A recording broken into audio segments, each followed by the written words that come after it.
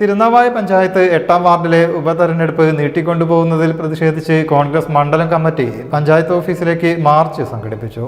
ധർണ DCC secretary Ummer ഗുരുക്കൾ ഉദ്ഘാടനം ചെയ്തു.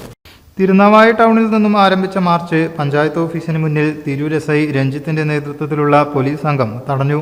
തുടർന്ന് നടന്ന ധർണ DCC സെക്രട്ടറി ഉമ്മർ ഗുരുക്കൾ ഉദ്ഘാടനം ചെയ്തു. പഞ്ചായത്തിലെ 8ാം വാർഡ് അനാഥമായി കിടക്കുകയാണ്. അവർക്കൊരു ജനപ്രതിനിധി ഇല്ല. അതിന് കാരണക്കാരൊക്കെയാണ് നമുക്കറിയാം. കഴിഞ്ഞ ദിവസങ്ങളിൽ പല ഘട്ടങ്ങളിലായി ഉപതെരഞ്ഞെടുപ്പുകൾ കേരളത്തിന്റെ പല ഭാഗങ്ങളിലും നടന്നു.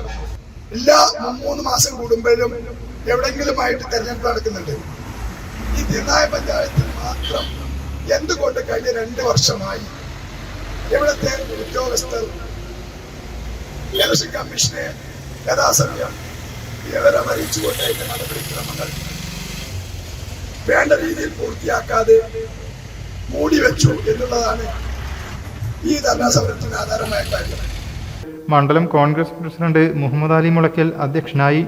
ബ്ലോക്ക് കോൺഗ്രസ് അധ്യക്ഷൻ നൌഷാദ് മുഖ്യപ്രഭാഷണവും നടത്തി. കഴിഞ്ഞ 1.5 വർഷത്തിലധികമായി 8ാം വാർഡിൽ നാഥനില്ലാത്ത അവസ്ഥയാണെന്നും പഞ്ചായത്ത് സെക്രട്ടറിയെ കൂട്ടുപിടിച്ച് ഭരണസമിതിയിലെ ഒരു വിഭാഗവും CPM-ഉം തെരഞ്ഞെടുപ്പ് അട്ടിമറിക്കാൻ ശ്രമിക്കുകയാണെന്നും കോൺഗ്രസ് ആരോപിച്ചു. ഉപതെരഞ്ഞെടുപ്പ് നടത്താൻ നടപടി സ്വീകരിക്കണമെന്നും അല്ലാത്തപക്ഷം ശക്തമായ സമരപരിപാടികൾ സംഘടിപ്പിക്കുമെന്നും കോടതിയെ സമീപിക്കുമെന്നും നേതാക്കൾ പറഞ്ഞു. News bureau, Tirur.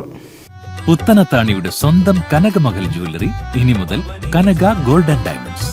കനക ഗോൾഡൻ ഡയമണ്ട്സ്, പുത്തനത്താണി. മാറുന്ന ലോകം, മാറ്റത്തിനൊപ്പം.